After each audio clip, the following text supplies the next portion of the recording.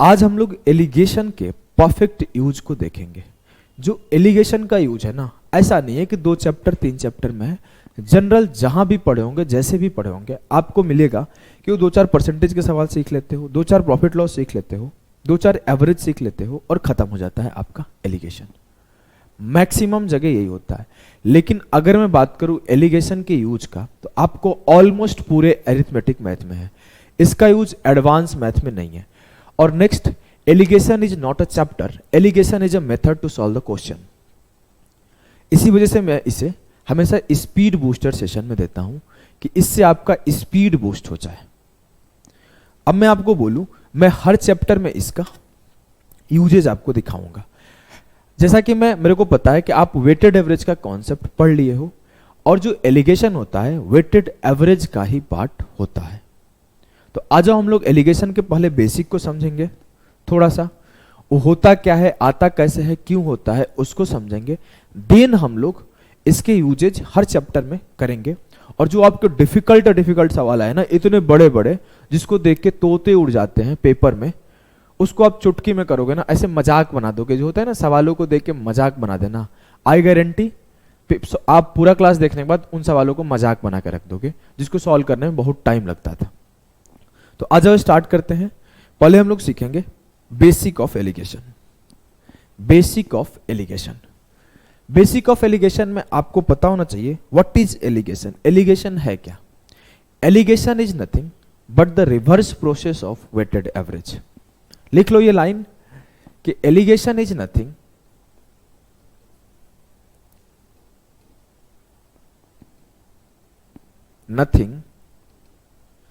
but the reverse process of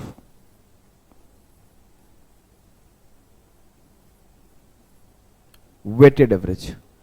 मैं आपको थोड़ा सा रिवीजन करवा दूंगा, अच्छे से करा दूंगा, टेंशन नहीं लो। वेटेड एवरेज, अब ये बात अगर आपको पता है कि वेटेड एवरेज क्या होता है, तो आप उसका रिवर्स लगा दोगे, एलिगेशन हो जाएगा। हाँ सर, तो आ जाओ वेटेड एवरेज को समझते हैं। तो देखो मेरे लाल, इसको मैं मिटा दूं ना, मिटा देता हूं, चलो अगले पे ले लेता हूं।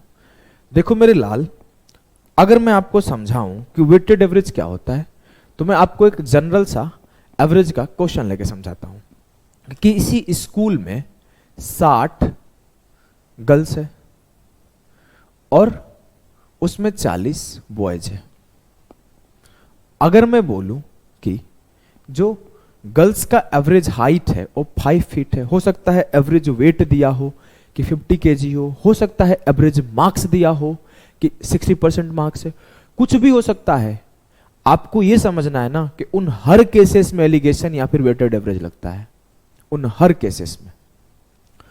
अब मैं यहां पे हाइट ले रहा हूं, आपको माने उनके एग्जाम्स में 50% आए, उनका वेट 50 केजी है, क्या फर्क पड़ता है? It's all about changing the language, not the concept. You have to focus on the concept, not the language. तो आप एक बार कॉन्सेप्ट को पकड़ लो, उसको तो लैंग्वेज कितना भी घुमाएगा ना, तो आप कर ले जाओगे। अब मैं यहां बोला कि उनकी हाइट जो है वो 5 फीट है, और जो बॉयज है उनकी हाइट में 6 फीट ले रहा हूं। तो बोला जाएगा कि जो पूरे स्कूल के स्टूडेंट्स का एवरेज हाइट है वो क्या है। तो मैं आपको ऑलरेडी सिखा चुका हूं, जो वेटेड एवरेज होता है वो ये होता है कि 60 into 5 plus 40 into 6 upon total student 60 plus 40 100। तो ये क्या हुआ 300, ये क्या हुआ 240। 300 और 240 बराबर 540 अपॉन 100, 5.4। जो पूरे स्कूल का एवरेज हाइट आया वो 5.4 आया। जी हाँ सर, एकदम क्लियर है, कोई कंफ्यूजन नहीं है कि अगर 60 गर्ल्स है उनकी हाइट 5 फीट है, 40 बॉयज है उनकी हाइट 6 फीट है, तो पूरे स्कूल का जो एवरेज हाइट है वो 5.4 है। ठीक है। हाँ, अब मैं कल को ऐसे बोलता हूं, ध्यान से देखना कि आपके जो बॉयज हैं उनकी हाइट 6 फीट है, और जो गर्ल्स है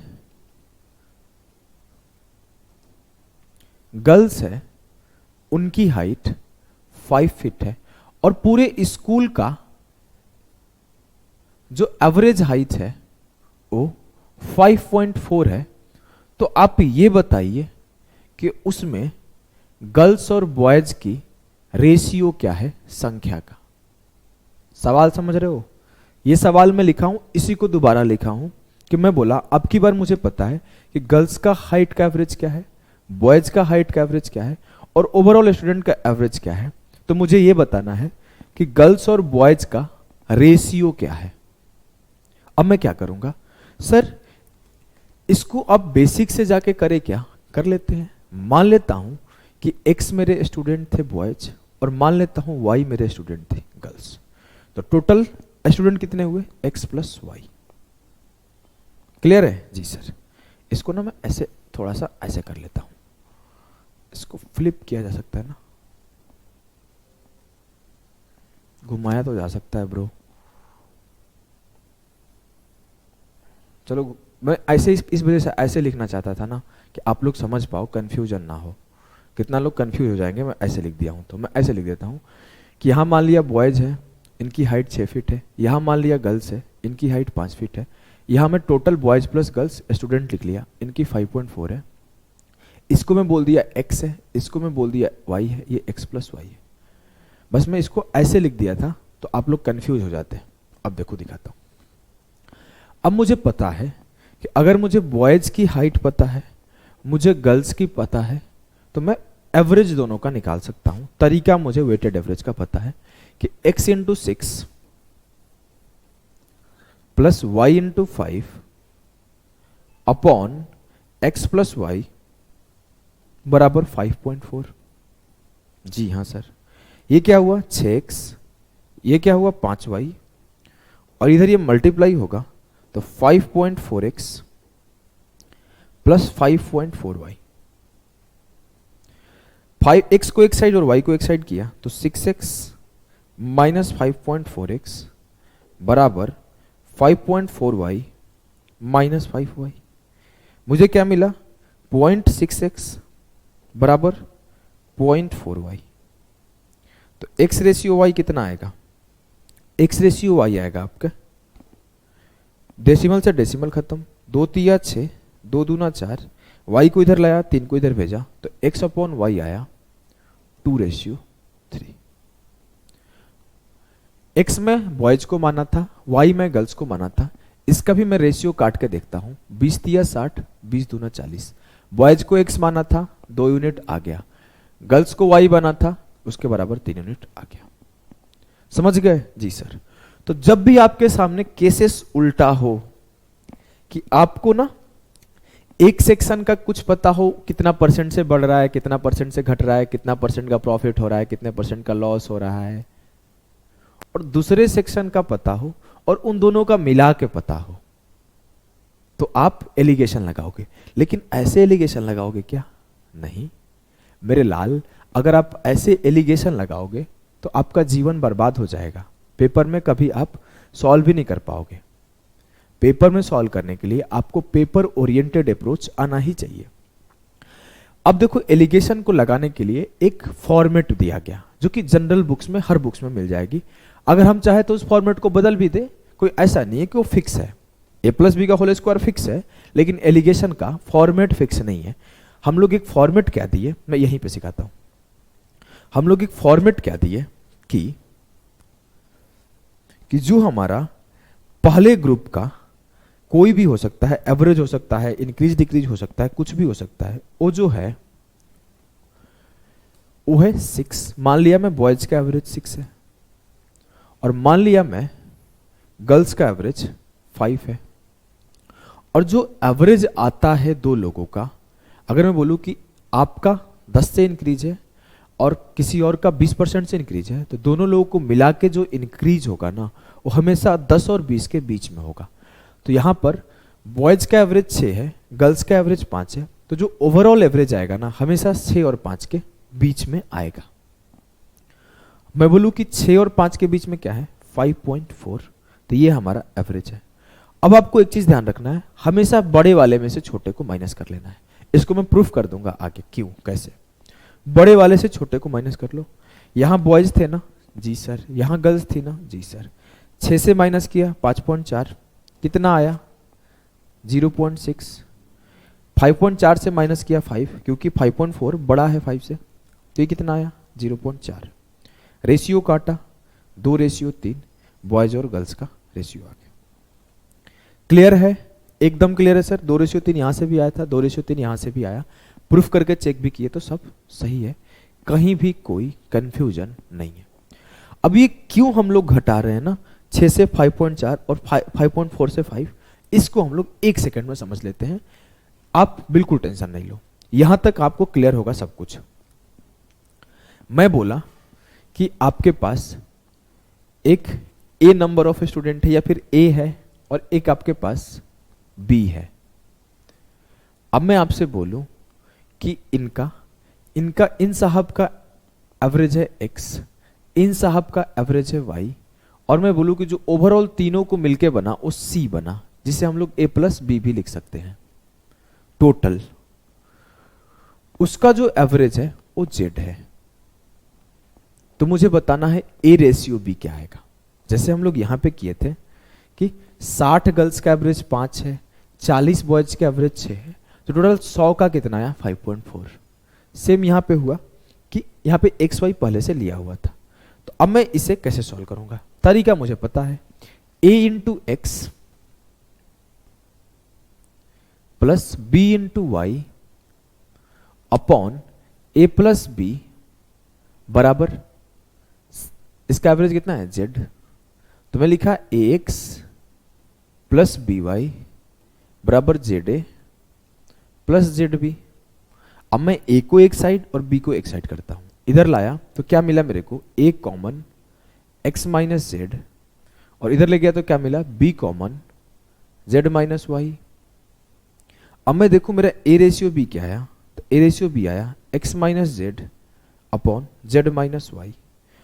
आपको एक चीज ध्यान रखना है यहां पर कि आप ऐसे भी माइनस कर रहे हो x, y और z को, तो ये जो होगा क्या होगा x माइनस जेड, और ये जो होगा क्या होगा z माइनस वाई। तो यहां आप x y में तो डिसाइड नहीं कर पा रहे हो कौन बड़ा है कौन छोटा है, नंबर्स में तो आप डिसाइड कर पाते हो कि सर 60 बड़ा है 40 से, 6 बड़ा है 5.4 से। तो यहां एक कंडीशन देना चाहिए एग्जामिनर को कि x is greater than z and z is greater than y, जिससे आपको पता चले कि आपको x से z को माइनस करना है, z से y को माइनस करना है, और आपकी जो a/b आई वो आया z माइनस वाई। गलती हुआ है काबे, सब कुछ तो सही लिखा हूं, अच्छा इसको उल्टा लिख दिया हूं। एक काम करते हैं,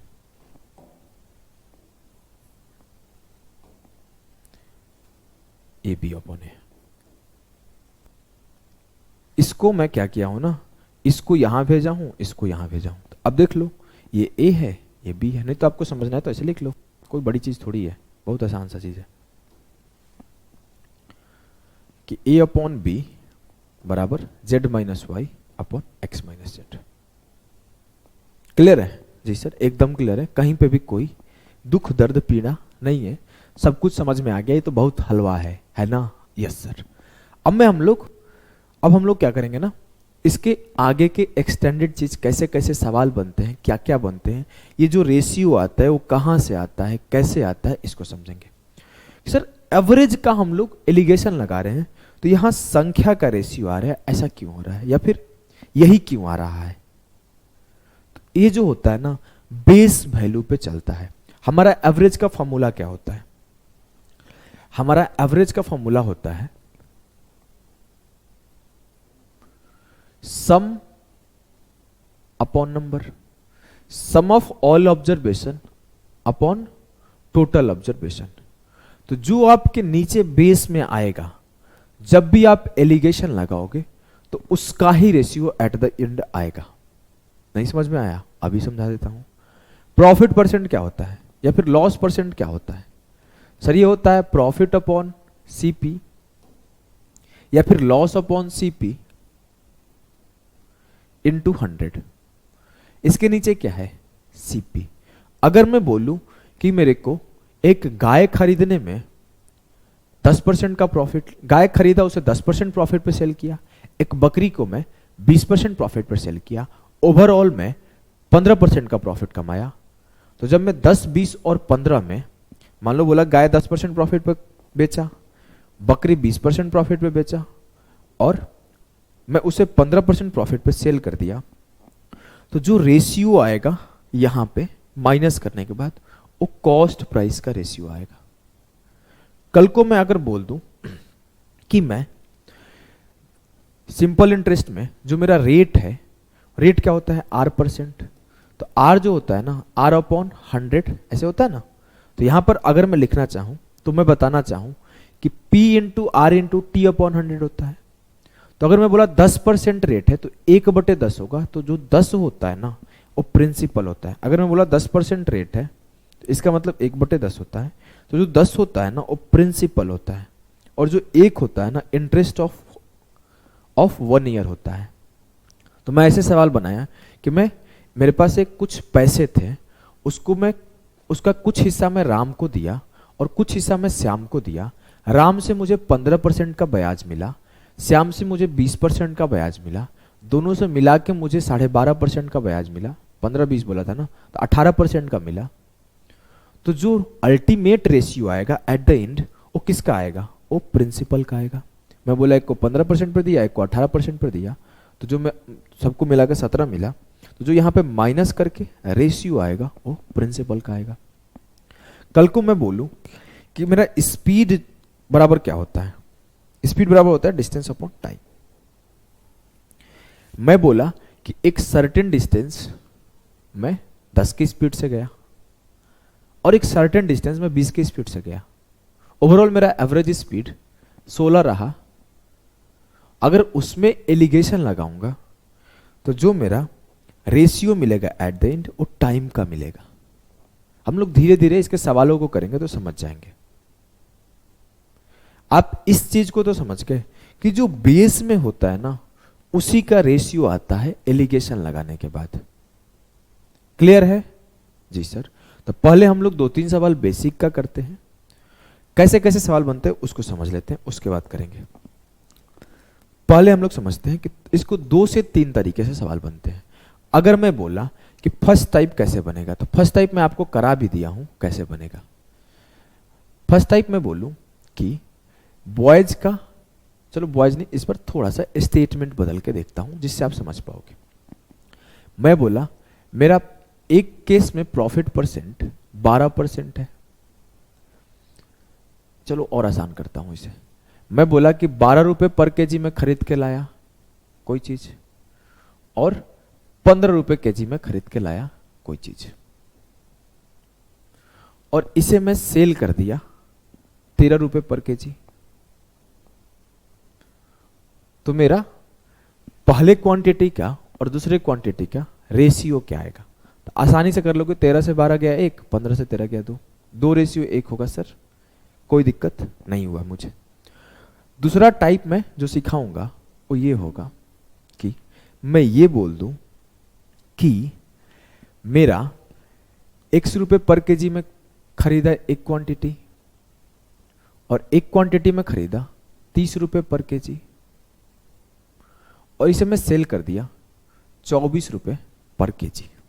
ध्यान से देखना, 24 रुपए पर केजी। मैं जब खरीद रहा था तो यहां पे RS है, जब मैं खरीद रहा था तो मुझे पता चला कि इसको मैं 6 केजी खरीदा हूं और इसको मैं 4 केजी खरीदा हूं। ऐसे स्टेटमेंट लिखा रहेगा कि 6 केजी x रुपए के भाव से खरीदा, 4 KG at the rate of 30 रुपए पर KG and sold at the rate of 24 रुपए पर KG. Find the value of x। तो ऐसे केसेस में कैसे एलिगेशन लगाओगे? 30 से 24 गया 6, तो जो ये 6 हुआ ये 6 यूनिट के बराबर हो गया। जी हाँ। और जो 24 माइनस x होगा तो वो क्या होगा? सर मुझे पता है एक वैल्यू बड़ा होता है तो एक वैल्यू छोटा होता है, क्योंकि दोनों के बीच में एवरेज आता है। अगर मैं 30 से 24 को माइनस किया हूं तो 24 से इसको माइनस करने के बाद 4 आना चाहिए। 24 से 4 माइनस किया तो यहां 20 आएगा, तो ये 20 रुपए पर केजी बिकेगा। तभी तो 24 से 20 किया तो 4 आया। तो ये 4 kg था, ये 6 kg था। क्लियर है? अगर ये स्टेटमेंट ऐसे दे देता कि मैं x रुपए पर केजी कुछ आइटम खरीदा और y रुपए पर 30 रुपए पर केजी कोई आइटम खरीदा, दोनों मिला के मैं सेल कर दिया 24 में, और जो मेरा दोनों क्वांटिटी का रेशियो है वो 3:2 है। 3:2 है। तो ऐसे केस में क्या होगा, 30 से 24 गया 6। अब ये 3 यूनिट जो आया ना वो 6 के बराबर आया। अब ये 3 जब 6 के बराबर हुआ तो ये कितना गुना हुआ, 2 गुना हुआ। तो ये 2 गुना 2 4 होगा। अब मैं 24 से 4 गया 20 टिक करूंगा। मतलब पहले तो आपको ओरिजिनल क्वांटिटी दिया था कि 6 kg ये है, 4 kg ये है। अब की बार क्या किया, दोनों का रेशियो काट के दे दिया, फिर भी आप कर लोगे। जी हाँ सर। और जो तीसरा सवाल बनता है इसमें, वो वेटेड एवरेज में सिखा चुका हूं कि ऐसे बोल देगा सिंपल सा कि 20 रुपए पर केजी में एक खरीदा, 30 रुपए पर केजी एक खरीदा, एक 6 kg खरीदा, एक 4 kg खरीदा। तो अब बताओ कि एवरेज क्या होगा। वेटेड एवरेज में ये तो सिखाया हूं कि 20 रुपए पर केजी 6 किलो खरीद लिया, 30 रुपए पर केजी 4 किलो खरीद लिया, तो मेरा एवरेज किस रुपए पे सेल होगा। मतलब इस बार बीच वाली क्वांटिटी पूछ लिया। तो देखो एक एलिगेशन का मेथड तो होता है, ये बात आपको पता होना चाहिए, एक एलिगेशन का मेथड होता है, लेकिन हम लोग इसको जैसे भी जब भी आपको ना एवरेज निकालना हो तो वेटेड एवरेज लगा दो, एलिगेशन कभी मत लगाना।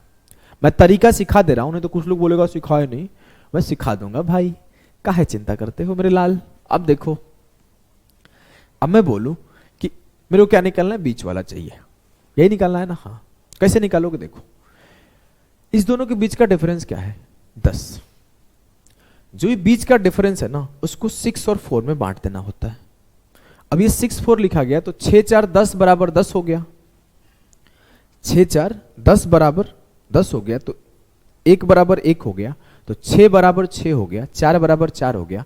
तो मुझे पता चल गया कि 6 और 4 ओरिजिनल क्वांटिटी है। तो या तो मैं 20 में 4 जोड़ दूंगा या फिर 30 में से 6 माइनस कर दूंगा। कुछ लोग बोलेंगे का बोल दिए, समझ में नहीं आया, अभी समझा देता हूं।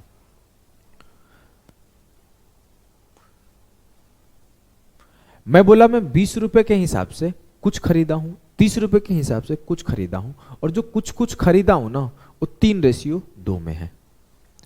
आप मुझे बताओ कि किस पे बेचूं कि मेरा एवरेज निकल के आ जाए। तो एक तरीका तो है ही कि 20 × 3 60, 30 × 2 60, अपॉन 3 + 2 5, 24 आ गया।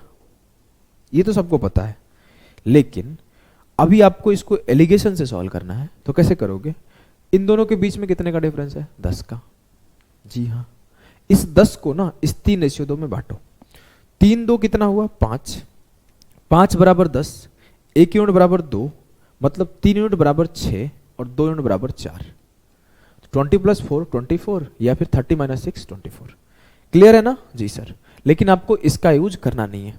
जब भी ऐसा सवाल है तो आप डेविएशन एंड वेटेड एवरेज लगा दो। समझ गए जी सर। अब आ जाओ हम लोग इस 2 टाइप पे फोकस करते हुए एलिगेशन को सॉल्व करते हैं।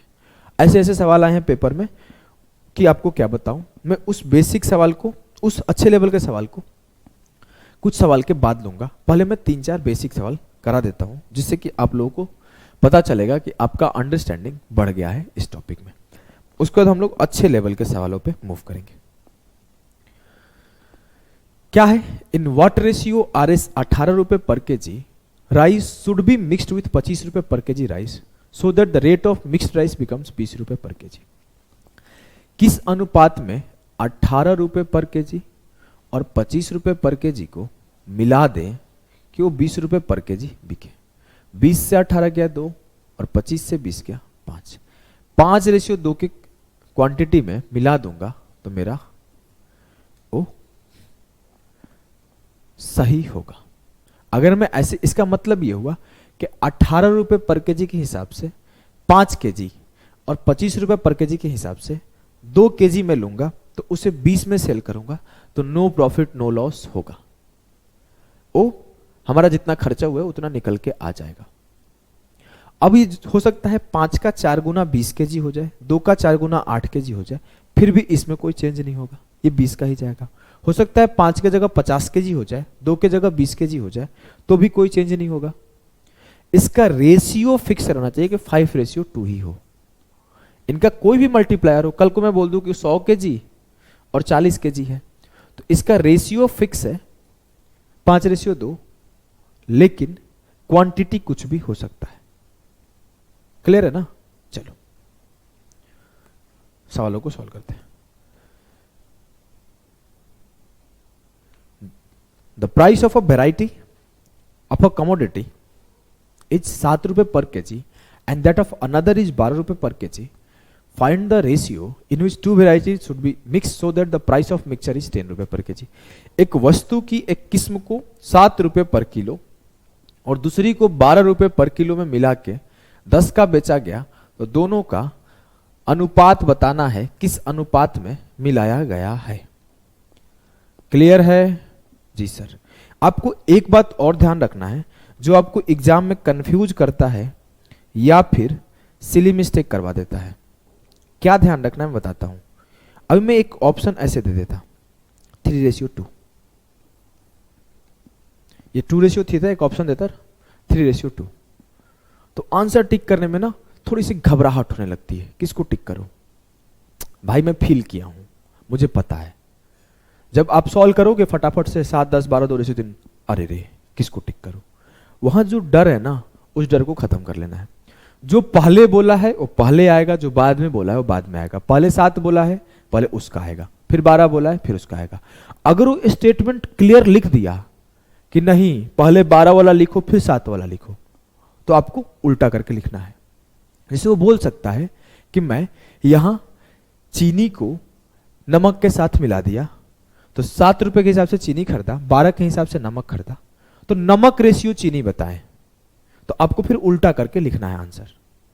अगर वो कुछ नहीं बोला है सवाल में, सिर्फ बोला है कि उनकी अनुपात, उनकी रेशियो बताएं, तो जैसे आपका आया है वैसे ही उत्तर आएगा। ठीक है ना? इस बात को ध्यान रखना, बहुत इंपॉर्टेंट बात है। अगली बात, लेटेस्ट सवाल है 2023 का, करने का कोशिश करो। मैं थोड़ा इस पे 10 सेकंड समय दूंगा और एक घूंट पानी पीऊंगा। हो गया?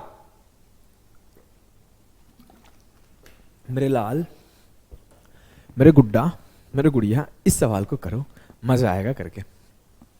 इन what ratio must water be mixed with milk costing 32 per litre in order to get a mixture costing 28 per litre.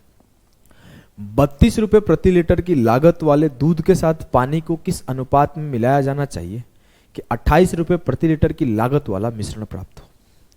Sir यहां तो एक दिया है और दूसरा दिया है, कैसे निकाले? कंफ्यूजन तो हो रहा है। दूध को बोला 32 के हिसाब से था और फिर दूध को 28 पर बेच दिया पानी मिला के, इसमें कैसे एलिगेशन लगेगा? तो मेरे लाल, मेरे गुड्डा, मेरे गुड़िया, आपको पता है कि जो मिल्क होता है ना, उसको हम लोग खरीदे हैं 32 के हिसाब से, लेकिन हमारे यहाँ पैसा, पानी को तो पैसे, पानी खरीदने में पैसे थोड़ी लगते हैं, बस वो मिनरल वाटर नहीं रहने चाहिए किसी कंपनी का। अभी मैं पिया तो मेरे को ये लाइन बोलना पड़ा।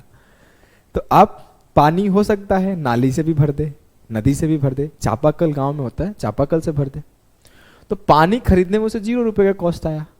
अगर आपको एग्जाम में सवाल में बोला गया है कि पानी का कॉस्ट कितना है, तो आपको पानी का कॉस्ट लिखना है। अगर बोला गया पानी का कॉस्ट ही नहीं है, तो पानी का कॉस्ट मत लिखो। यहां पे पानी का कॉस्ट 0 है, तो पानी का कॉस्ट हम लोग 0 लिख दिए, है ना?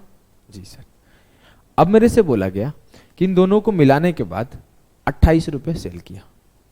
ठीक है, लगा दो एलिगेशन। 32 - 8 4 और 28 से 0 हो गया 28। दूध रेशियो पानी मिल गया 7:1। 4 7 28, 4 एकम 4। देखो यहां कंफ्यूजन हो सकता था, तो यहां पे पहले दूध लिखा है, फिर इन what ratio must water be mixed with milk. देखो गलती हो जाएगा ना, अभी यही समझा रहा था ना मैं। पूछा गया है किस रेशियो में पानी को दूध से मिलाया जाए, यहां आया दूध से पानी। अभी यही समझा रहा था मैं थोड़ी देर पहले। 1:7 आंसर होगा, ना कि 7:1। क्लियर है ना जी सर? अभी मैं ही गलती करके चला जाता, मैं ऐसे ही एक बार कोई क्लास ले रहा था, उसमें बहुत अच्छे से समझाया एक बात कि ऐसी गलती नहीं करनी चाहिए, यहाँ पे ऐसे गलती होती है, और फिर मैं वही गलती करके चला गया, सेम मिस्टेक समझाने के बाद। जैसे अभी पिछले क्वेश्चन में समझाया था, यहाँ पे कर देता। नेक्स्ट सवाल को करो। अब देखो हम लोग नेक्स्ट में ना, ये तो बेसिक सवाल मैं करा दिया अंडरस्टैंडिंग के लिए। अब हम लोग ना एक एक चैप्टर में इसका यूजेज देखेंगे कि use of alligation in percentage, use of alligation in profit loss, use of alligation in mixture, use of alligation in average, time speed distance, SI, CI. कुछ लोग बोलते हैं सीआई में नहीं लगाया जा सकता, पॉसिबल नहीं है, बस चुराना मत। मैं आई गारंटी कि सीआई का कॉन्सेप्ट उठा लिया जाएगा। ठीक है, हो सकता है जो समझदार होंगे डेटा बदल देंगे। आ जाओ देखते हैं। पहला सवाल है आपके सामने।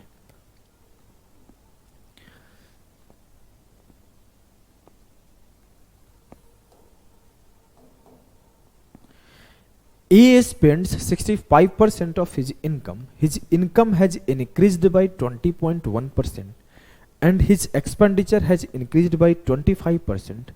His savings increased or decreased by?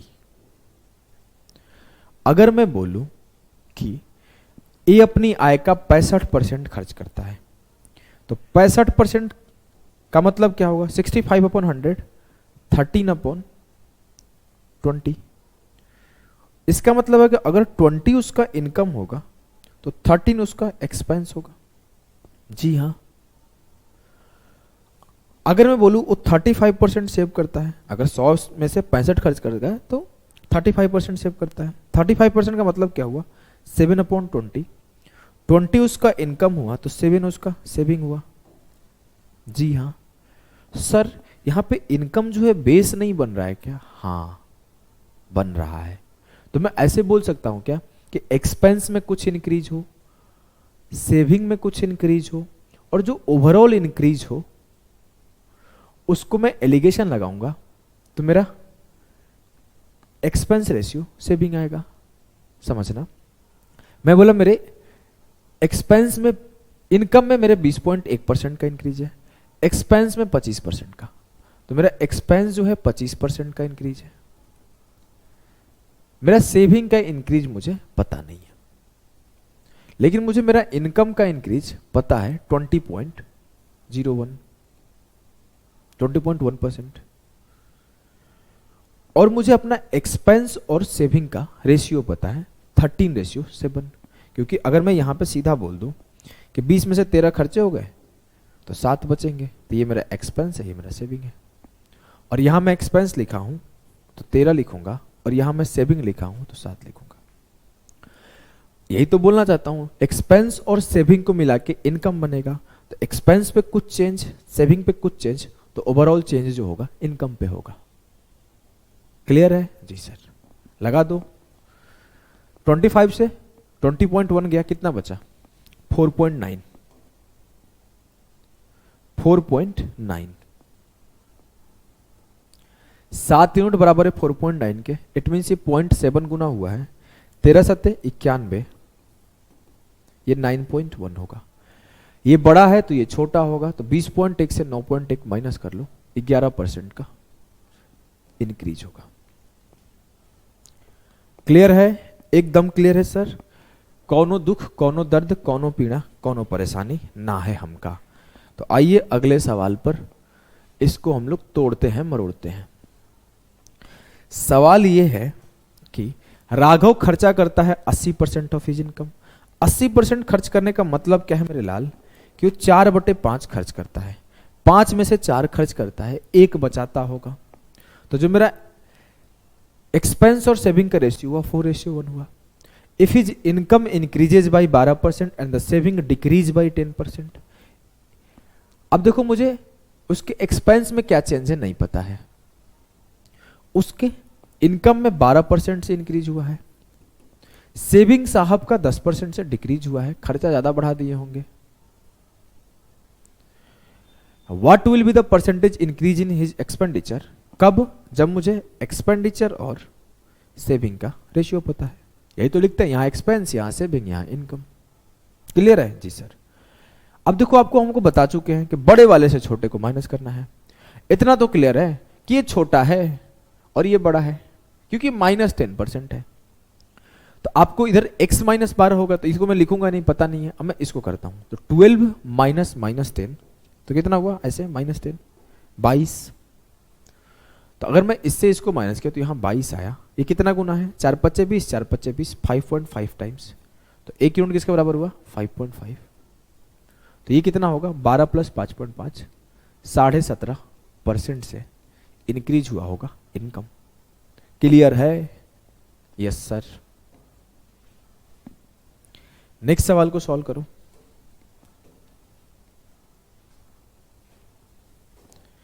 Monika spends 72% of her income.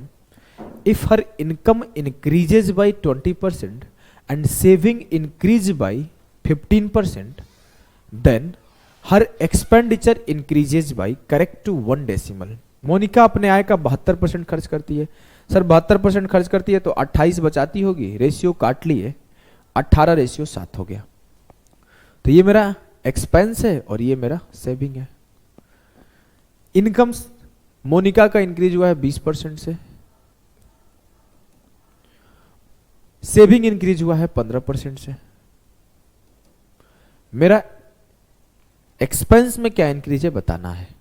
करूंगा क्या, 20 से 15 गया 5, 18 यूनिट किसके बराबर, 5 के। तो एक यूनिट किसके बराबर, 5/18 के। तो 7 यूनिट किसके बराबर, 7 5 35/18, लगभग 2% है। 18 दूना 36, लगभग 2%, तो 22% के आसपास आंसर आएगा, क्योंकि 7 यूनिट बराबर हो जाएगा 2 के, तो 20 तो 22। नहीं समझे? अगर आप इसको सॉल्व करोगे तो 18 कम 18 दो बार तो जाएगा नहीं, 10 मतलब 18 कम 18 17 बचा, तो 18 9 162, तो ये 1.9 हो गया। अब मैं इसे बोल सकता हूं कि 18 यूनिट बराबर 5 है, तो 7 यूनिट बराबर 1.9 होगा। ये छोटा है तो ये बड़ा होगा। 20 + 1.9 21.9% से इनकम में इंक्रीज हुआ होगा।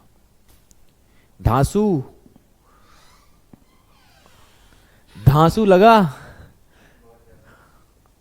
चलो तो गर्दा मचा दो, अगले सवाल पर आओ। CHSL का आया हुआ सवाल है, धाकड़ तरीके से सॉल्व करना है एक लाइन के अंदर।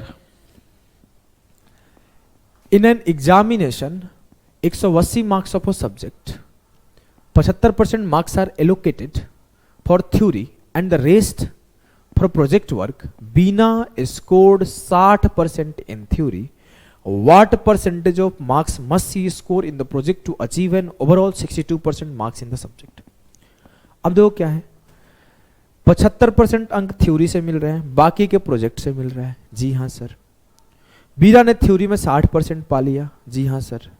उसे ओवरऑल 62% चाहिए। ठीक है, ये रहा प्रोजेक्ट, ये रहा थ्योरी। बीना को प्रोजेक्ट में मिला है 60%, ओवरऑल उसको चाहिए 62%। तो थ्योरी में कितना आएगा निकाल लो। मुझे पता है कि प्रोजेक्ट का कितना है और थ्योरी का कितना है। 75% अंक प्रोजेक्ट से है तो 25% थ्योरी से है, तो 75:25। तो मन में काट लेना चाहिए था ना सर, 3:1। ठीक है, काट लेते हैं, 3:1। 62 - 60 2 आया। 1 यूनिट बराबर हो गया 2 के, तो 3 यूनिट बराबर होगा 3 दूना 6, तो 62 + 6 68। बीना को थ्योरी में 68% स्कोर करना पड़ेगा अगर वो चाहती है कि उसका टोटल 62% आए। नेक्स्ट सवाल को सॉल्व करो।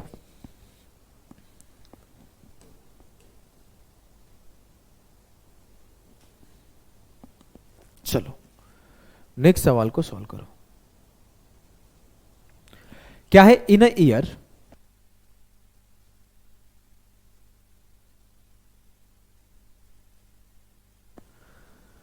out of 240 games to be played, a cricket team wants to win 80% of them. Out of 65% of the games already played, the success rate was 75%. What should be the success rate for the remaining games to reach the target? एक वर्ष में 240 game खेले गए, कोई इज्जत नहीं है। 80% जीतना चाहता है टोटल, ठीक है। पहले से वो 65% खेलों से सफलता दर 75 थी। अब मेरे को ओवरऑल कितना जीतना है? 80%। पहले मैं 75% जीत चुका हूं, कितने में? 65 में से। अब बचा कितना है? 100 में से 65 खत्म हो गया है, तो 35 बचा है। तो इसका रेशियो काटो ना, 13 5 65 और 7 5 35। तो मेरे 13 रेशियो 7 था। टोटल 20 गेम्स में से मुझे 80% चाहिए। 13 में मुझे 75% मिल चुका है, तो 7 में मुझे कितना करना पड़ेगा कि ओवरऑल मुझे 80% का सक्सेस रेट मिले? तो मैं बोला यहां पे खाली है। 80 माइनस 75, 5 आया। 7 यूनिट बराबर 5 हो गया। 30 यूनिट का वैल्यू निकाल लो, कितना हो जाएगा मेरे लाल? 65/7, लगभग 9.3%। ये 89.3 आपका करेक्ट उत्तर हुआ। क्लियर है जी सर? ये कैसे हुआ समझ रहे हो? हाँ सर। 7 यूनिट बराबर 5 हुआ, तो 1 यूनिट बराबर 5/7 हुआ। तो 13 यूनिट बराबर 13 into 5 upon 7, it means 65 upon 7, it means 9.3, लगभग 9.2 समथिंग होगा, लेकिन लगभग 9.3। अब मेरे को पता चला कि 30 यूनिट का वैल्यू 9.3 है, ये छोटा है तो ये बड़ा ही होगा। 80 प्लस 9.3, 89.3% विल बी द सही उत्तर ऑफ दिस क्वेश्चन। समझे? अगले सवाल को देखते हैं। सॉल्व करने का कोशिश करना है।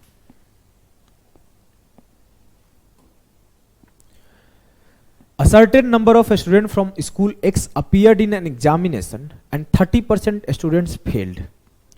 150% more students than those from school X appeared in the same examination from school Y. If 80% of the total number of students who appeared from X and Y passed, then what is the percentage of students who failed from Y? सवाल यह है कि school X में एक निश्चित संख्या में छात्र एक परीक्षा में उपस्थित हुए और 30% छात्र असफल हो गए। X के छात्रों की तुलना में 150% अधिक छात्र। 150% का मतलब क्या होगा? अगर मैं बोलूं कि X है, ये Y है, 150% का मतलब हुआ 3/2। तो अगर X में 2 अपीयर हुए होंगे तो Y में 2 + 3 5 अपीयर हुए होंगे। तो 2:5 है अपीयरेंस का, ठीक है। अब मेरे से बोला गया कि X में 30% फेल है, जी हां, और आपके Y में 80% पास है। नहीं, ये नहीं बोला। Y से समान परीक्षा में उपस्थित हुए, दोनों में मिला के 80% पास है। मुझे यह बताना है कि Y से फेल कितने हैं। इस सवाल को एक लाइन में करना है। अगर आप कंफ्यूज हुए तो कंफ्यूज होते रह जाओगे। कैसे करोगे देखो, कैसे करोगे देखो।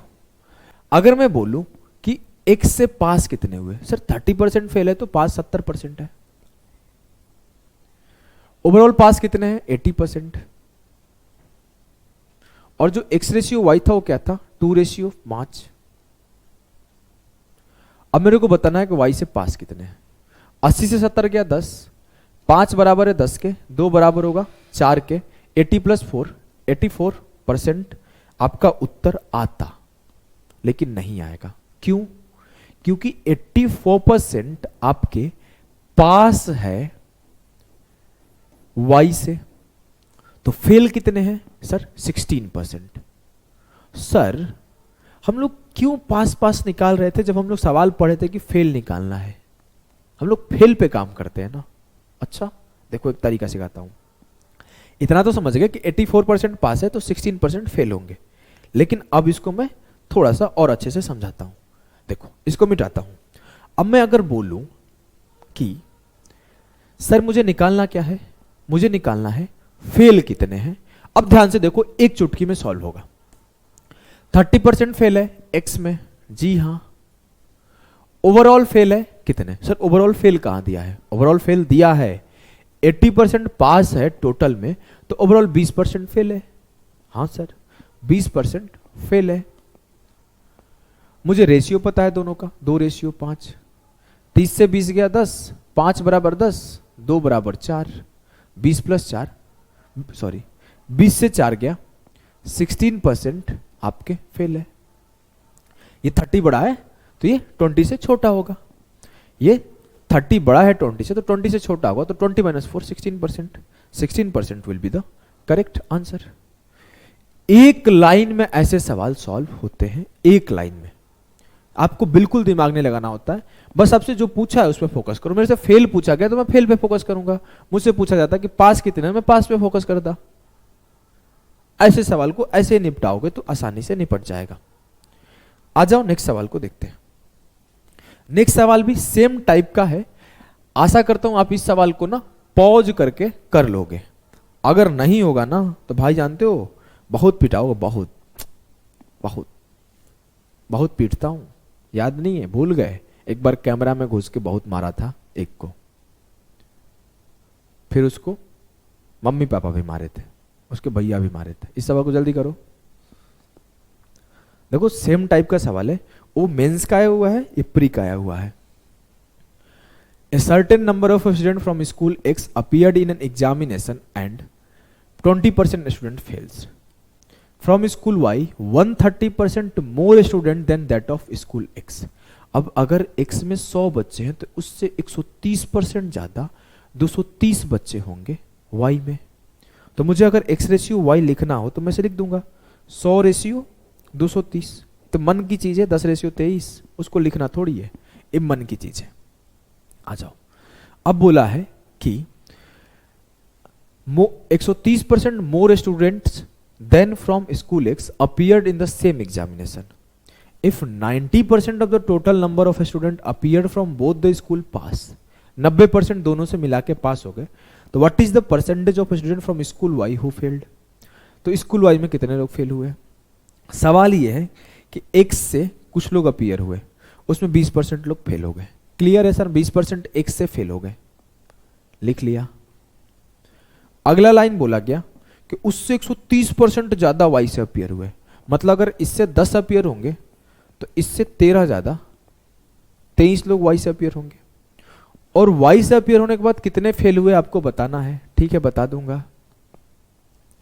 दोनों मिला के कितने फेल हुए सर, दोनों मिला के तो 90% पास हुए, 10% फेल हुए। सॉल्व कर दो, एक लाइन की चीज है।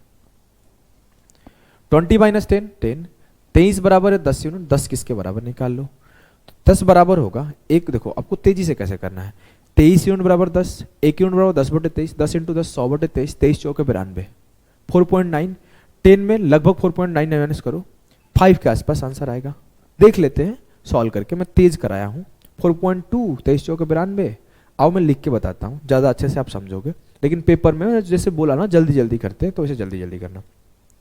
कि 23 यूनिट बराबर है 10, 1 यूनिट बराबर होगा 10/23, तो 10 यूनिट बराबर होगा 100/23, 23 चौके 92, 8 बचा, 23 दिया 69, 4.3 जो हो गया 10 यूनिट का वैल्यू हो गया 4.3। अब ये चीज मन में कर सकते थे, 4 पॉइंट समथिंग आएगा लगभग। अब मुझे पता है ये 10 से बड़ा है तो ये 10 से छोटा होगा, तो 10 माइनस 4.3, 5.7% जो हुआ करेक्ट आंसर हुआ। क्लियर है एकदम सर, गर्दा मच गया गर्दा, एक लाइन में सॉल्व हो गया। नेक्स्ट सवाल को देखते हैं।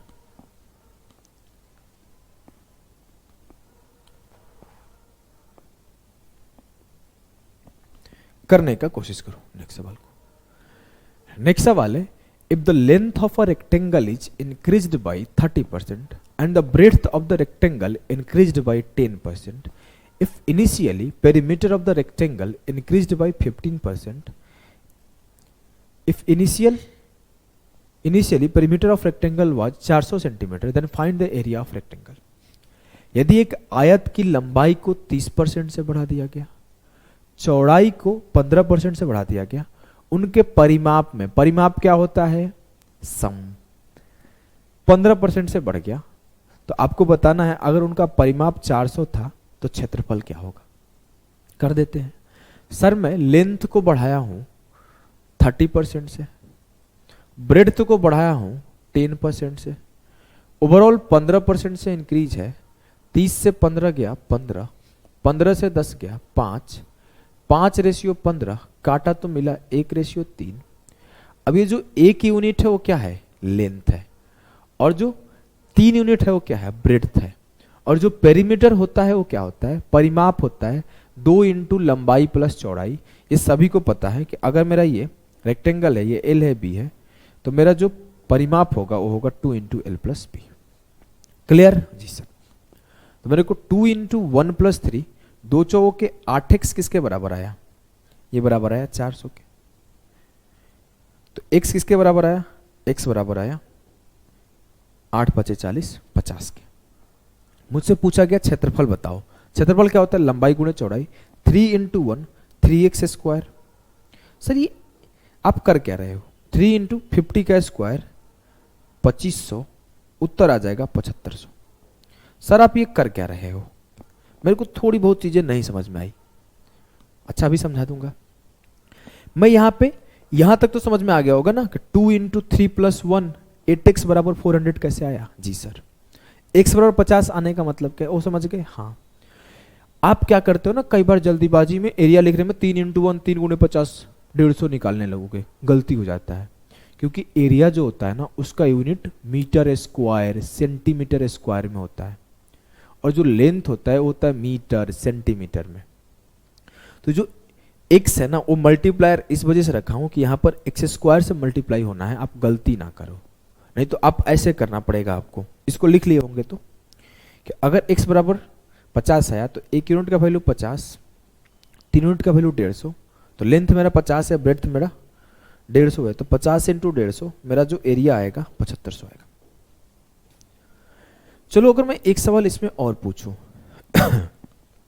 एक सवाल और पूछूं कि what is the new area of rectangle. चलो करो, पानी पीता हूं। नया एरिया क्या होगा रेक्टेंगल का।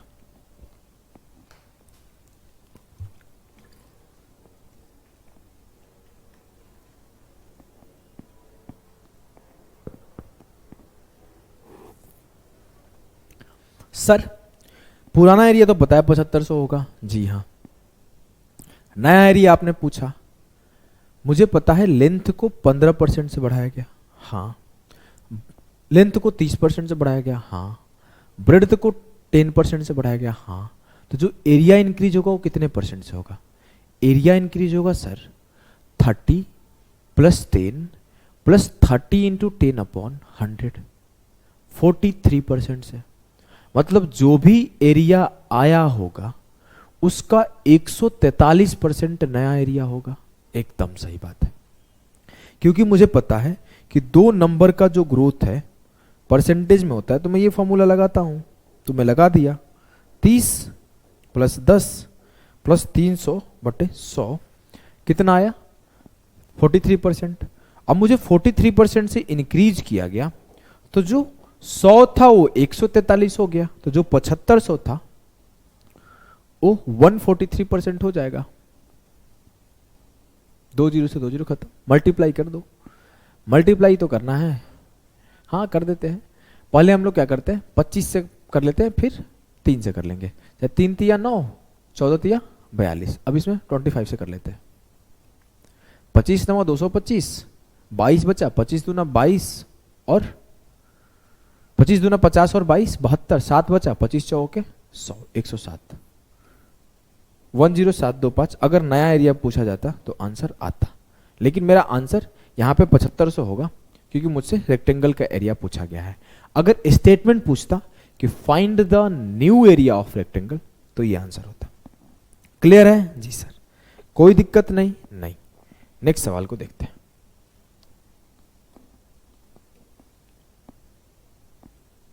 करने का कोशिश करो अगले सवाल को।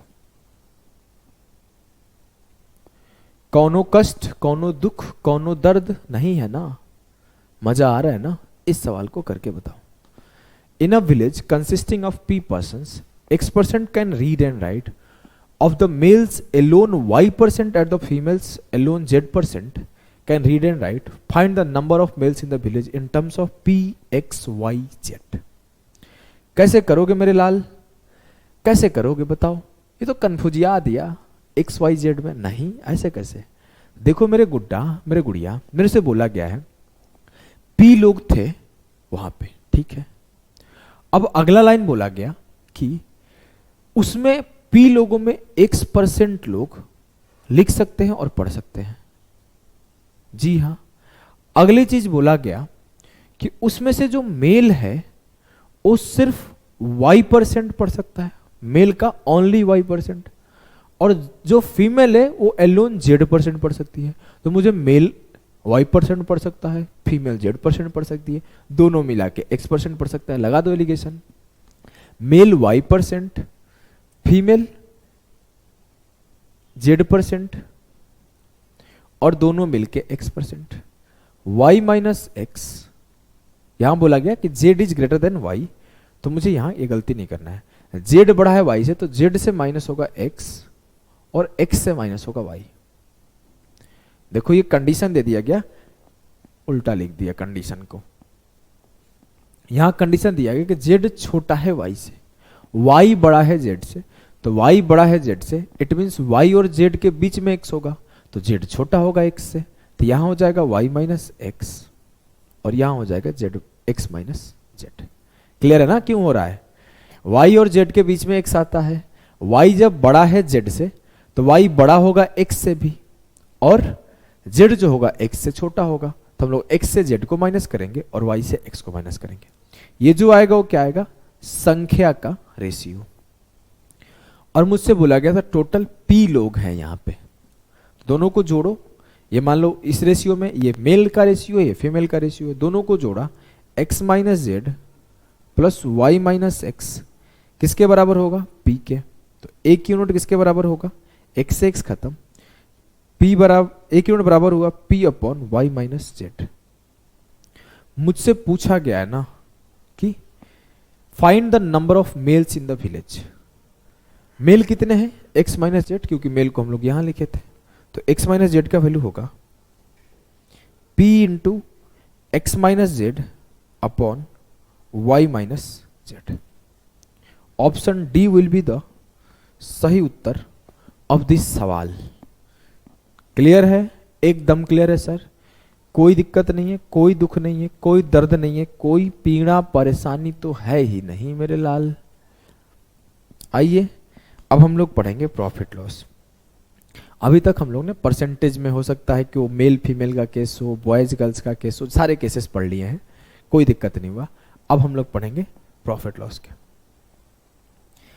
पहला सवाल है आपके सामने, आपके स्क्रीन पर हलवा बना दो। बना दिया sir. A man had 100 kg of sugar, part of which he sold eight 7% profit and rest at 17% profit. He gained 10% on the whole. How much did he sell at 7% profit?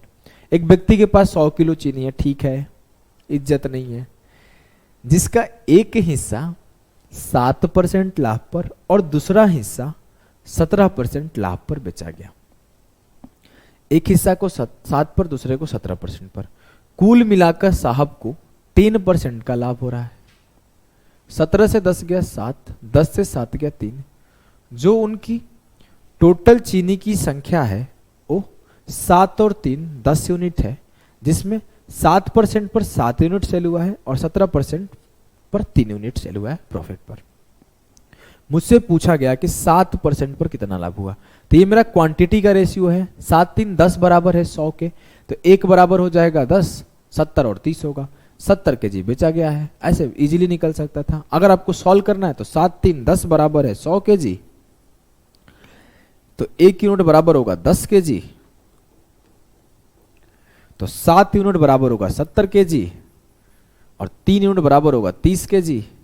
7% पे 70 kg और 17% पे 30 kg बेचा है। मुझसे 7% वाला पूछा गया था, तो मैं उसे टिक कर दूंगा answer. Clear? Ji sir. CHSL 2019 का आया हुआ इस सवाल को निपटाया जाए। The total CP of 2 article is 4000 है, ठीक है, इज्जत नहीं है, इज्जत नहीं है। One of them is sold at a profit of 12% and the other at a loss of 12%.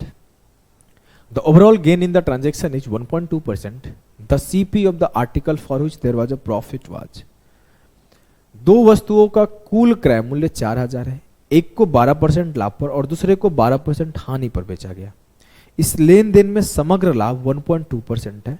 लाभ वाली वस्तु का क्रय मूल्य था, पहले को 12% लाभ पर, दूसरे को 12% लॉस पर। लॉस है तो नेगेटिव हो जाएगा। ओवरऑल 1.2% का पॉजिटिव। 12 से 1.2 गया सर 10.8 होगा।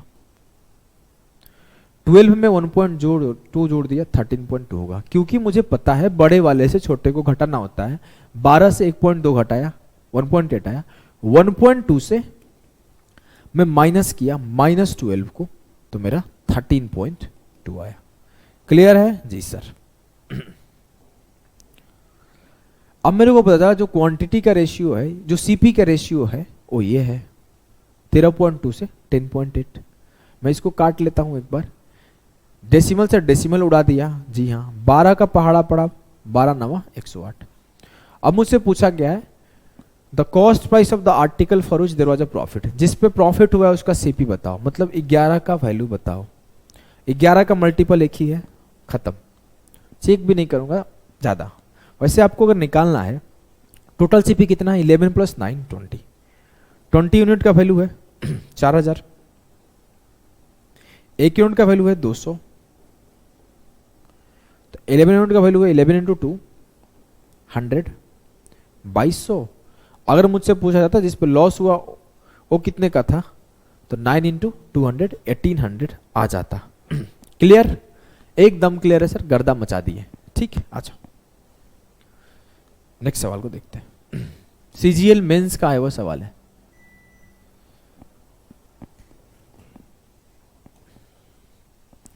एक ट्रेडर बाउट करता है 640 kg of rice. He sold A part of at 20% profit and the rest at 5% loss. He earned a profit of 15% in the entire transaction. 640 kilo खरीदता है, कुछ हिस्से को 20% लाभ पर बेचता है, कुछ हिस्से को 5% की हानि पर बेचता है। फिर बोला ओवरऑल 15% का उसे लाभ होता है। 20 - 15 5, 15 - -5 20।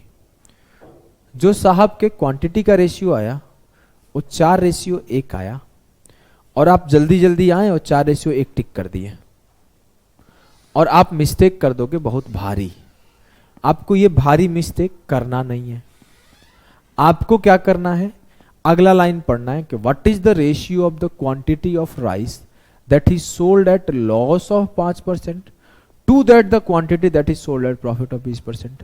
मतलब पहले 1 को फिर 4 को लिख के बताएं, ये बोला जा रहा है कि पहले मुझे 5% लॉस वाली क्वांटिटी, फिर मुझे 20% प्रॉफिट वाली क्वांटिटी चाहिए। क्लियर, एकदम क्लियर है सर। नेक्स्ट सवाल पे बढ़ो।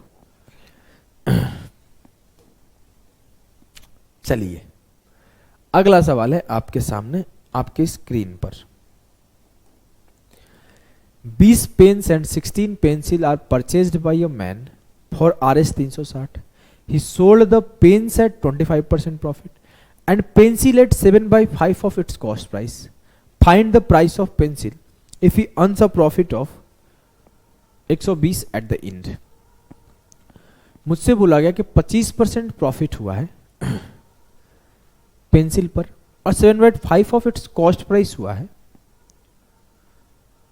उल्टा बोल दिया, 25% पेन पर हुआ है, 7/5 हुआ है उसके पेंसिल पर।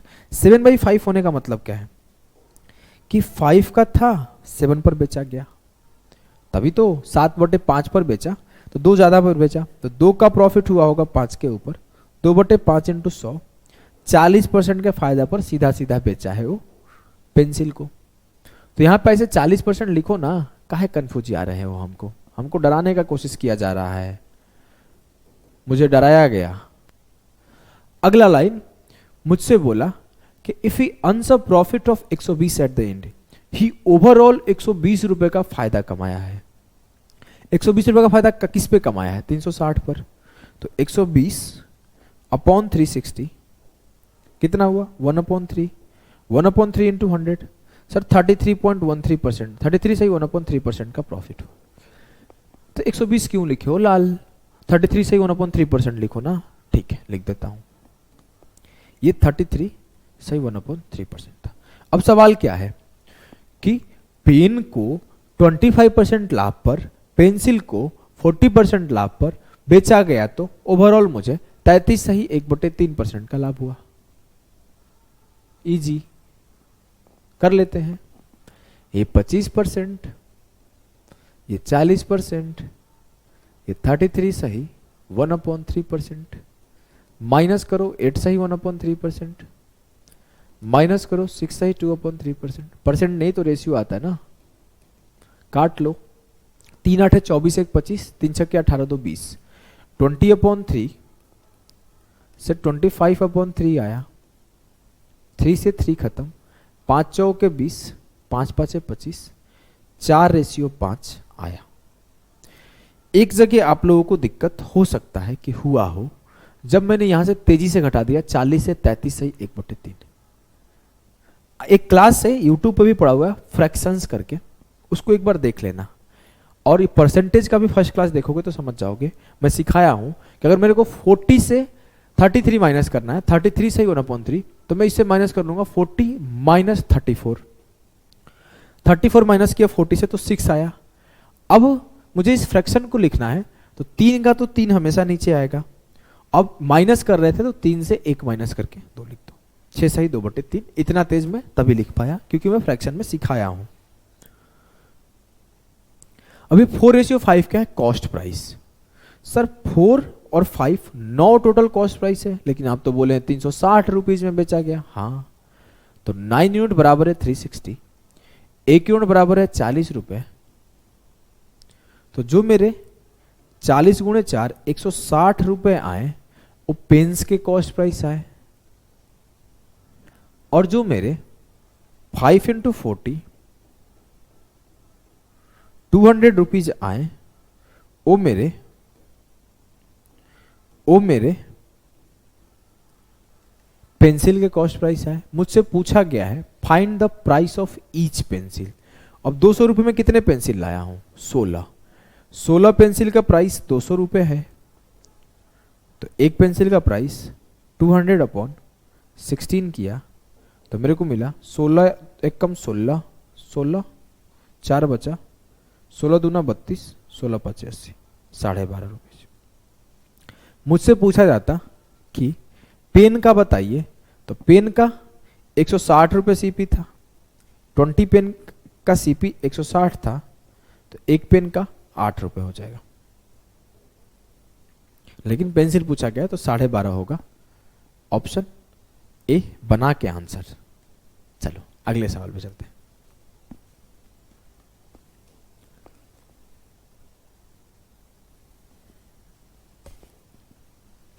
क्या है सवाल? पढ़ो। A man purchase 2 chairs in RS 900। एक आदमी 900 रुपए में 2 कुर्सी खरीदता है। वह पहली कुर्सी उसके लागत मूल्य के 4/5 पर बेचता है, जबकि दूसरी कुर्सी को उसके लागत मूल्य के 5/4 पर बेचा जाता है। यदि पूरे लेन देन के दौरान वह 90 रुपए का लाभ अर्जित करता है तो सस्ती कुर्सी का मूल्य बताएं। He sells the first chair at 4/5 of its cost price। 5 का चीज 4 में बेचा है, सोच सोच दिख रहा है कि 1 का लॉस है, 5 का ऊपर 1/5 × 100 20% आ जाएगा। तो साफ साफ बोल रहा है कि पहले को 20% लॉस पे बेच रहा है।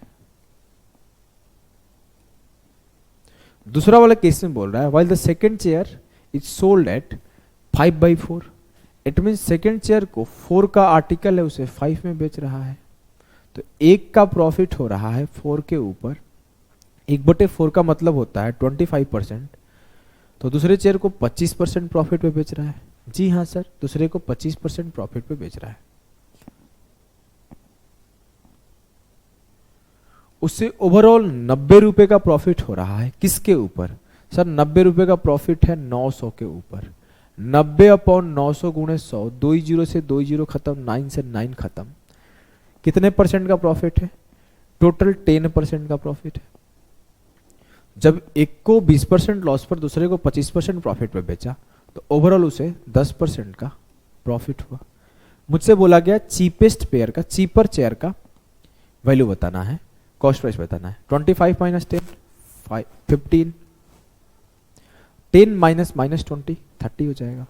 ये उनका आ गया सीपी का रेशियो, 1:2, 2 1 3 बराबर है 900 के, 1 बराबर है 300 के।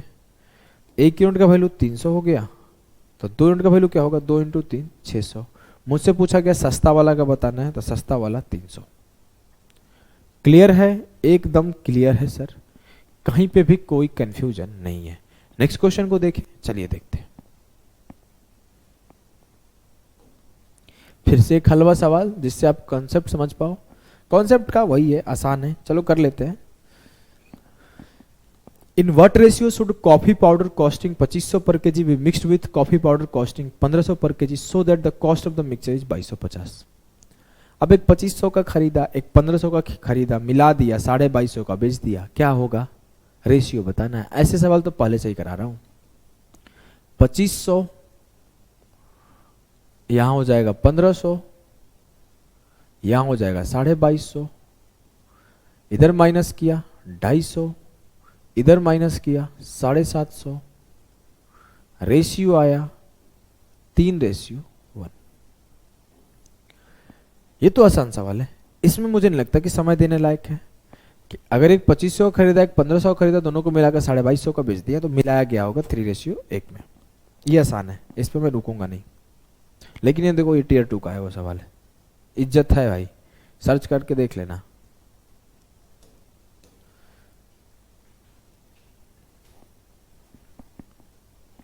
देखो टियर 2 हो टियर 1 हो, ये सब फर्क नहीं पड़ता है। आपका पेपर बनाने का अप्रोच उसका बहुत क्लियर होता है। 3 टाइप के सवाल बनाएगा, इजी, मॉडरेट और टफ। अब आपको पता नहीं है किस सेक्शन से टफ आएगा, उसको मन कि आज एलिगेशन से टफ बनाया जाए, तो परसेंटेज वाले बड़े सवाल एक डाल देगा। उसको मन कि नहीं, एलिगेशन से आसान डाल देते हैं, किसी और चैप्टर से टफ डालते हैं, तो एलिगेशन का जो पीछे वाला सवाल था वो डाल देगा। तो आपको ना पैटर्न समझना है, एलिगेशन से मॉडरेट सवाल बनाना है। तो ठीक है, हो सकता है कोई एक सवाल रख दे ठीक ठाक सा, हो सकता है यही सवाल रख दे, या इसके बाद वाला कोई रख दे। एलिगेशन से एकदम इजी देना है तो पीछे वाला, मॉडरेट देना है तो मान लो ये, या इसके बाद वाला, टफ देना है तो पीछे जो 2-3 परसेंटेज में कराया ना आखिरी के, वो दे देगा। यही होता है कहानी। बोला है कि in what ratio should sugar costing 40 per KG mixed with sugar costing 48 per KG so that to earn 20% by selling the mixture at 54 per KG. 40 प्रति किलो की लागत वाली चीनी को 48 पर केजी कीमत वाली चीनी के साथ किस अनुपात में मिलाया जाए। मतलब एक 40 का है, एक 48 का है, इसको किस अनुपात में मिलाया जाए कि जब मैं 54 का बेचूं तो मुझे 20% का प्रॉफिट हो। सर 54 का बेच रहा हूं तो 20% का बेनिफिट हो रहा है, मुझे यह पता चल जाए कि उनको कितना रुपए में बेचा जाए कि उनका कॉस्ट निकल जाए तो मैं निकाल लूंगा। हाँ 20% का मतलब होता है 1/5। तो 5 जो था उनका मिलावट करने के बाद पैसा आता, लेकिन 1 का प्रॉफिट वो लेके बेच रहा है, तो बेच कितने में रहा है, 5 1 6 में, तो 6 बराबर है 54, 1 बराबर होगा 9, तो 5 बराबर होगा 5 × 9 45। मिलाने के बाद उसका कॉस्ट जो बना 45 का, वो फायदा कमाने के लिए 54 का बेच रहा है, 54 का बेच रहा है। मतलब जब दोनों को मिलाया तो उसका जो प्राइस हुआ 45 हुआ। 45 माइनस 45 48 माइनस 45 3:5 में मिलाएगा, उसका 45 कॉस्ट निकल के आएगा, लेकिन उसे फायदा कमाना है तो इस पे 20% का फायदा कमा के 54 का बेचेगा। क्लियर, एकदम क्लियर है। नेक्स्ट क्वेश्चन को देखो, कैसे करोगे इस सवाल को मेरे लाल, मेरे गुड्डा, मेरे गुड़िया। टियर 2 का है वो सवाल है, सेम सवाल है सर पीछे वाला। बोला है how many KG of rice costing 42 पर KG should be mixed with 7.5 KG rice costing 50 पर KG so that by selling the mixture at 53.10 per kg there is a gain of 18%। 42 प्रति kilo की कीमत वाले कितने किलो चावल को 50 प्रति किलो कीमत वाले 7.5 किलो चावल के साथ मिलाया जाना चाहिए ताकि मिश्रण को 53.10 प्रति किलो के दर से बेचने पर 18% का लाभ हो। बहुत आसान सवाल है सर। 42 पर केजी एक है, जी हाँ। एक है 50 पर केजी, जी हाँ। मुझे बोला गया जब 53.1 में सेल हो तो 18% का प्रॉफिट हो। 18% का मतलब क्या होता है? 9/50। 50 मेरा ओरिजिनल वैल्यू था, 9 का फायदा हो रहा है तो 59 में बेचूं, इट मीन्स 59 बराबर है 53.1। एक यूनिट बराबर है 0.9। 50 यूनिट बराबर है 50 इंटू 0.9, 45। जब वो 42 पर केजी और 50 पर केजी मिलाया होगा तो जिस रेशियो में मिलाया होगा उस पे वो 45 को बेचता तो उसका पूरा कॉस्ट निकल जाता, लेकिन वो फायदा कमाया 18% का और 53.1 में सेल किया। तो जो उसका एवरेज प्राइस है वो 45 है। 45 माइनस 42, 3 यूनिट। 50 minus 45, 5 unit. 5:3 में मिलाया है। 5:3 में उसकी क्वांटिटी मिलाया है, लेकिन वो बोल रहा है कि 50 रुपए पर केजी के हिसाब से सिर्फ 7.5 केजी मिलाया है। मतलब 3 यूनिट में वो जो है वो 7.5 केजी के बराबर है। वो बोला है कि इस प्राइस वाले को 7.5 केजी रखा है, तो इस प्राइस वाले को 3 यूनिट रखा है, तो 3 यूनिट बराबर है 7.5, तो 1 यूनिट बराबर हो जाएगा 2.5। 7.5 को वैसे 7.5 लिख दूं तो कोई कंफ्यूजन है? तो 1 यूनिट 2.5 हो जाएगा, 25 या 75। नो सर, कोई दिक्कत नहीं है। अब मुझसे बोला गया कि पहले वाले में कितना था? सर पहले वाले में 5 यूनिट था, तो 1 यूनिट बराबर है 2.5, तो 5 इंटू 2.5, 12.5 जो होगा ना वो क्लियर आएगा आंसर।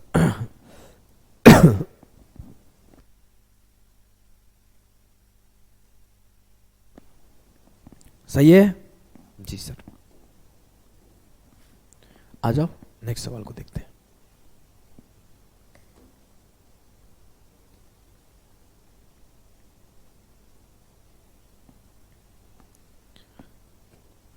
चलो इस सवाल को करने का कोशिश करो। बोला है कि a milkman sells the milk at the cost price but he mixes the water. CP of water is 1/10 of CP of pure milk. In it and thus he gains 20%. Find the ratio of water to milk in mixture. कहानी क्या है? वही कि एक दूध वाला दूध खरीदा, उसे CP पर बेच रहा है, कुछ पानी मिला रहा है, पानी मिला के वो सेल कर रहा है। पानी का जो कॉस्ट है 1/10वां हिस्सा है। अगर मैं बोलूं कि मिल्क का क्या कॉस्ट है तो बोलोगे 10 यूनिट। पानी का क्या कॉस्ट है तो बोलोगे सर 10 का 1/10वां हिस्सा 1। और इस पर वो बेच रहा है, तो किस पर बेच रहा है वो? सर CP पर बेच रहा है। मिल्क के CP पर बेच रहा है, मतलब 10 पर बेच रहा है। और 10 पर बेचने पर उसे 20% का प्रॉफिट हो रहा है। 20% का प्रॉफिट का मतलब क्या है? 1/5, तो 5 1 6 पे वो बेच रहा है। उसका 5 कॉस्ट पड़ता जब मैं 10 का दूध और 1 रुपए का पानी लेके मिला देता, तो जो मेरा कॉस्टिंग आता वो क्या आता कि 6 यूनिट बराबर है 10 के, 1 यूनिट बराबर होगा 10/6, 5 यूनिट बराबर होगा 10/6 इंटू 5, 50/6। मेरा जो कॉस्ट आता वो 50/6 आता जब मैं 10 का मिल्क और 1 का वाटर मिला देता तो। लेकिन मैं प्रॉफिट कमाने के लिए उससे 50/6 पे ना सेल करके 10 पे सेल किया, 20% का प्रॉफिट के लिए।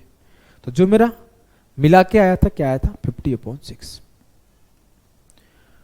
जब भी ऐसे फ्रैक्शन में आए ना तो आपको एक कॉन्सेप्ट और सिखा देता हूं। अब आपको ऐसे माइनस नहीं करना है कि 50 - 6, 50/6 -1 रेशियो 10 - 50/6। ऐसे माइनस करोगे टाइम लग जाएगा, करोगे आंसर वही आएगा, करके देख लो। 44/6 रेशियो 60 में से 50 गया 10/6, 6 से 6 खत्म, 22:5। जो मेरा मिल्क से वाटर का रेशियो आया वो 22:5 आया। मुझसे पूछा गया था कि वाटर से मिल्क का रेशियो क्या होगा, तो 5:22। क्लियर है जी सर। लेकिन आपको ऐसे नहीं करना है, आपको कैसे करना है ये देखो। जो फ्रैक्शन है ना, फ्रैक्शन को खत्म कर देना होता है, इससे आसान हो जाता है। मैं बोला यहां बटे में 6 था ना, इस सब में 6 से मल्टीप्लाई कर दो। अल्टीमेटली आपको रेशियो पूछा गया है। जब मैं आपको परसेंटेज पढ़ाता हूं तो मेरा 2 स्टेटमेंट क्लियर रहता है। पहला स्टेटमेंट कि आंसर परसेंटेज में पूछा हो तो डोंट यूज रियल डेटा, और अगर रेशियो है तो उसमें कुछ भी मल्टीप्लाई करो, कुछ भी डिवाइड करो, बस ये 2 चीजें क्लियर है। तो यहां पे मेरा रेशियो है तो मैं मल्टीप्लाई कर दिया 6 से।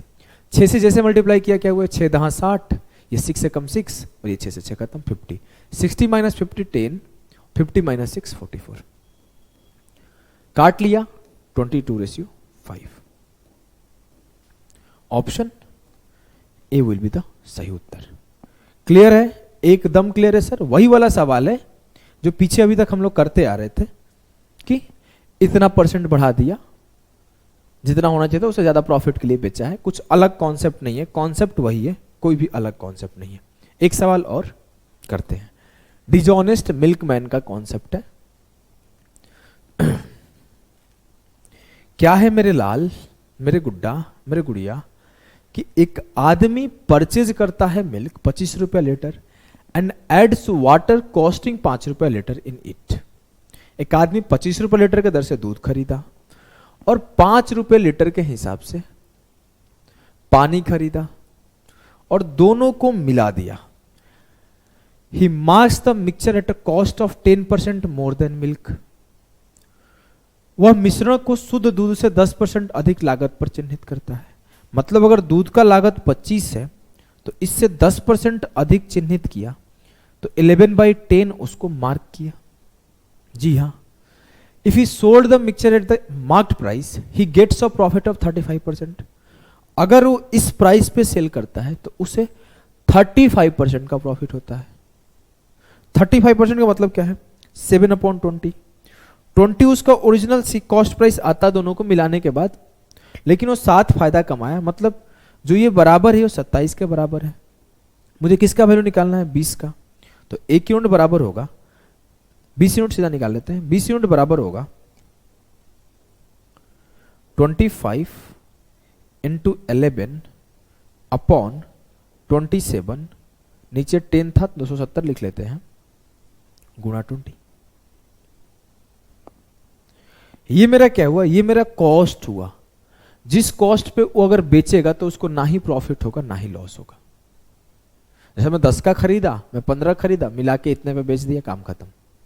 लेकिन वो कर क्या रहा है ना, जितने पे खरीदा 25 पे, उसको 10% बढ़ा के मार्क किया, फिर उसे बेचा तो 35% का फायदा हुआ। तो मुझे रिटर्न आना पड़ेगा कि उसका मिलाने के बाद क्या कॉस्ट आ रहा है। तो ये कॉस्ट आ रहा है, 0 से 0 खत्म।